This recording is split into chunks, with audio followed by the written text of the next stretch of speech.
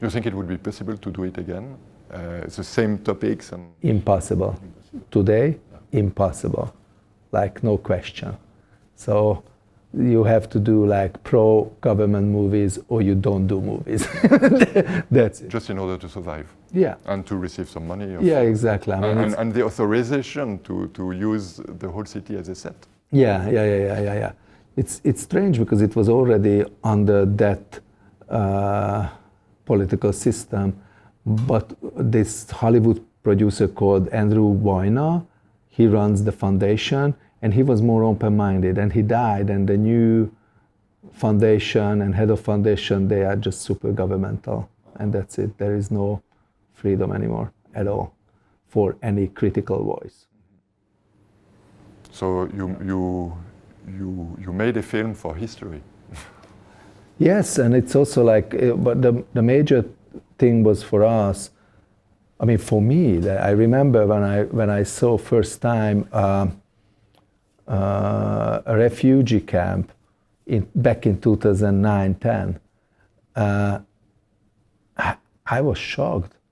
I felt such a symbol of our humanity and all the questioning about all of our European quality.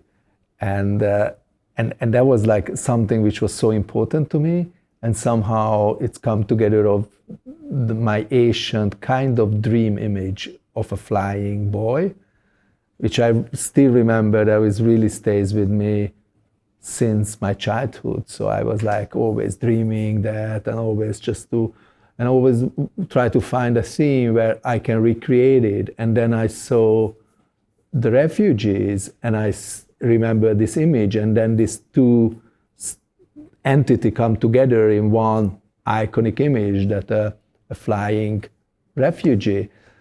And as provoking as it is, you know, because you have all of the icons from the Eastern Catholicism, but also we have so many early Renaissance paintings all about flying. How we are using this image is deeply rooted into the religion, but not just the religion. Also, it's deeply rooted our Greek connection as well, as how we established this Renaissance Europe or post-Renaissance Europe. And I love that image. And it was a very difficult financing, as because the movies included so many CG and VFX work and how you can do flying, and we do so many research. So years are just gone, step by step. And in 2014, when everything was together, like the money and the idea and everything, the crisis starting. And that was like crazy hot. The topic, and also the summertime, and what's happening in Hungary. So in Journey of Hope, you can see a lot of images, what we shoot back at that time, like documentary images, what happened in Budapest, and then 200,000 people came from a day to another, and my country was not friendly at all. You know, like the country was under the shock, and it was so many beautiful human stories as well, but in the same time, governmentally, it was very pushback. So all in all, that became a big moral question. Are we want to do this movie or we don't do the movie? Because it's super provoking. It doesn't tell what the journalist wants to hear. It doesn't tell what the politician wants to hear. Audience is also full with this topic. They all almost suffocated by this topic, as because every day just coming out from the news, from the papers, so from everywhere. But at the end, I felt like I'm living with this since 7-8 years. So I think I am immoral if I'm not doing it.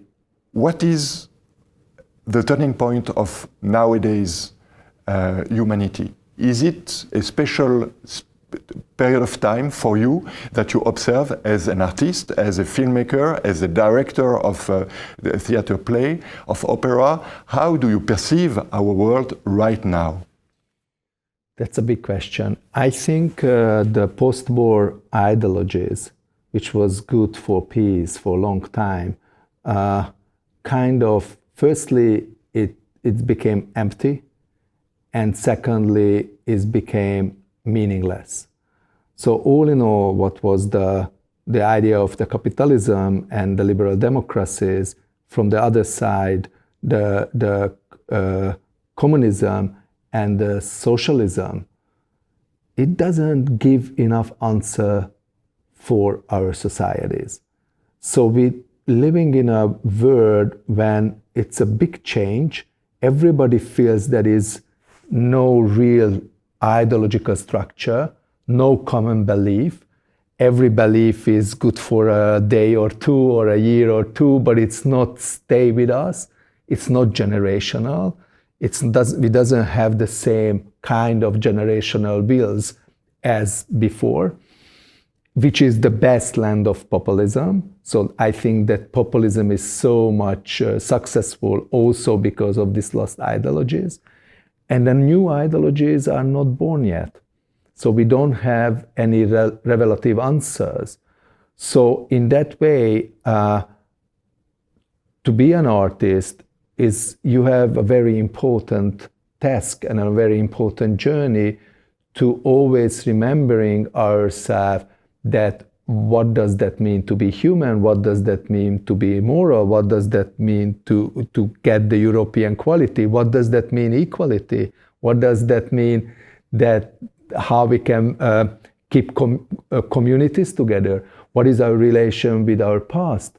It's a critical or a positive relation, or how we can create both, how we can connect it to our history in a positive way, but on a critical way in the same side. So all in all, as an artist, you want to give as much questions and as much complexity as possible to answering our empty or lost ideological world. That's my feeling. And obviously, I really hope there will be an answer, because many times a big cataclysm creating new answers. And I hope we are not going to that direction. You spoke about Greek ancient mythology in Greece when you spoke about the fact that a flying boy. Yeah. But how do you see the figure of the migrant for you? Yeah. Is it a little bit like Homer and the Odyssey? Each of them are bringing something to the society through all the different difficulties that they went through. How do you see, as an artist, the figure of the migrant? It's in two ways. One is like a traveler. That's for sure, that they are coming from nowhere and they don't know where to go. So they are people on the way. And to be on the way, we know from every our past, including the Greek mythology, including the Bible, to be on the road, it's a different entity, it's a different type of journey. So when you have to lose where you are come from, but you are not arrived yet. So that's a very, very graceful stage for all of us as well. Also for them, because it's kind of the infinite freedom included to be on the way. Infinite freedom included if you lose everything, right? So it is somehow the closest to be an absolute freedom, but also closest to be a real connection in between heaven and earth.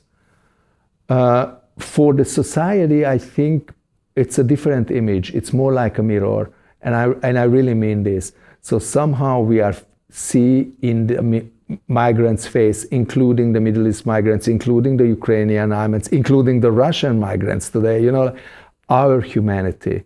And in that way, that was important to me to creating this angel-like image as well. Because also an angel is not like, it's a spiritual creature, which is more about the one who is watching, and that's why it's so close to the logic of an icon, and not like the one who became that angel. So in that way, I think it's both is very important. In one hand, to understand and appreciate and love the one who loses everything, and secondly, using that mirror to be a better society.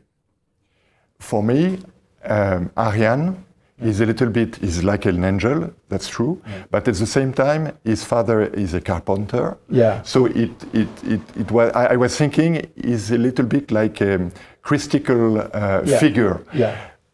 Do you think if Christ would come back as a migrant, we would recognize him? We have to. I mean, we have no other choice. So that's also something important, even for a religious or a non-religious perspective, that is human task to recognize your gods or your Messiah or your salvation. It's not the task of God. You know, it's your own task. You have to work on through your life that what you can deliver at the end for yourself. So in that way, we have a very straight analogy of the face of the Christ, which is pretty provoking, especially back in that time was super provoking. I tell you, to using a migrant as a face of God. But I believe that, and also there is a big tradition. So all in all, the left Catholicism used that, especially in the 60s, 68, you know, big artists like Pasolini. But it was deeply rooted into society. The left idea and the Catholic idea was much more hand by hand. And we kind of lose that as well. So in my country, Catholicism became like a right-wing entity, which is true, but as much true as well to be a left Catholic.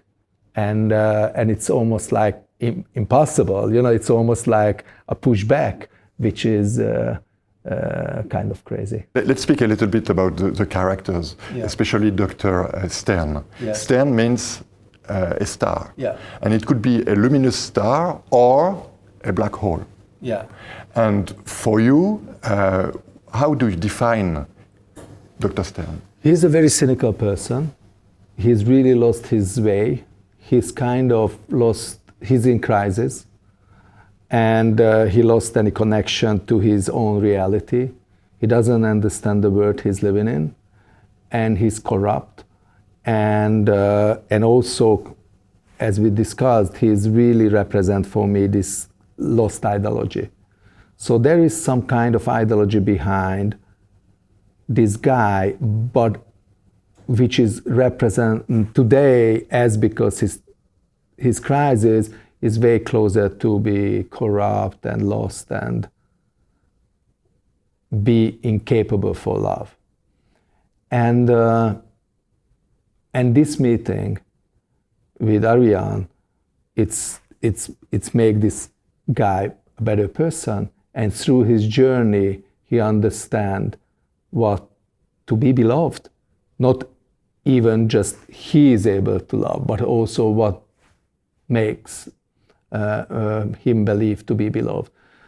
And that image was very important as well, because I feel I have to criticize also this lost ideology, even it was for a good, well-hearted something, you know, before.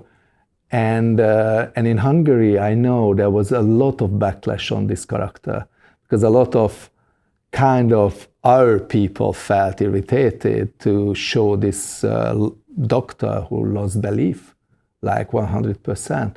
But at the same time, I still feel it's a very common possibility to create an Eastern European figure like Dr. Stern. I like the fact that you choose Ariane as a name, because Ariane in the Greek mythology, it's also the female character who gave the strength to go out, to escape of the labyrinth. Exactly. And we have the feeling that Dr. Stern is just trapped in his own labyrinth between life and death, a little bit like Ariane between life and death. Yes, 100%. I mean, he get the best and he get the biggest from the story. That's for sure. And yes, you're right, he's absolutely lost. And yeah. And by the end, when we see Ariane floating around above the city, it's a little bit, I had a very strange feeling at that time, because I was thinking the angel could be suddenly an exterminator angel, a little bit like in Buñuel, you know, and a terrible revenge could fall from the sky on the city. How do you feel about this end? I feel like that was my dream to create this end. I mean, we don't have any answer though. We're just creating the recognition of this figure. You know, somehow it stopped for a moment. It's a moment of quietness. It's like the cars are stopped, everybody's watching, and we don't have any comment what's next, what's the next step. It's just kind of a moment of silence, a moment of peace. And the movie is really overwhelming, right? So also as a cinematic form is happening, it's always moving, it's restless. As all of our character's soul inside is pretty restless, and that's what also we felt during the crisis. That is like, it is overwhelming time. Actually, we live in an overwhelming time as well, and for me that was the major issue, just to get a moment of silence, to get a moment of peace when we are a little bit out of the movie as well, and then we have to, okay, we have this, what's the next step? And that's the question of the movie. Because the next step could be devastating.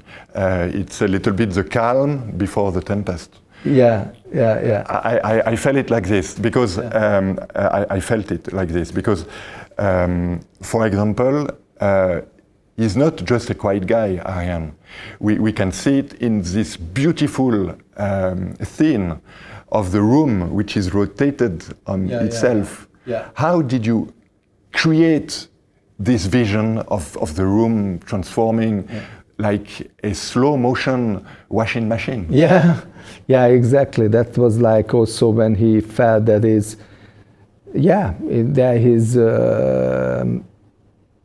dangerous, and he has a power which can be destructive, and he can be punishing people.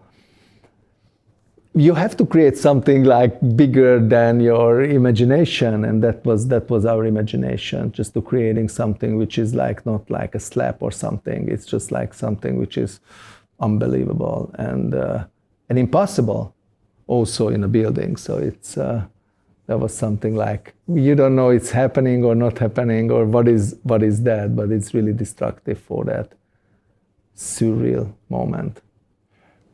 Was it difficult to transform Budapest as a car chase?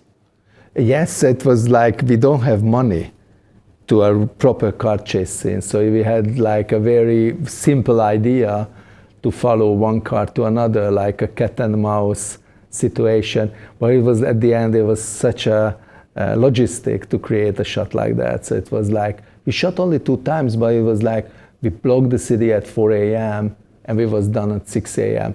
But we planned that shot for 4 weeks. You know, how many policemen was stopped. It was almost like 100 policemen was included, you know, like for this very simple shot. Wow. But I loved it. I mean, I love my city. So I think it's a very filmic city. Includes a lot of melancholy, Budapest, and I really enjoyed to create my Budapest, and it was a crazy times. It was really crazy times. But it's also, you pay tribute to Budapest with the public bath, with everything. It's beautiful. But we can feel this melancholia, this nostalgic state of spirit, a little bit like in Brazil, we say, you know. Actually, that's true, because always I feel very much connected to South Americans.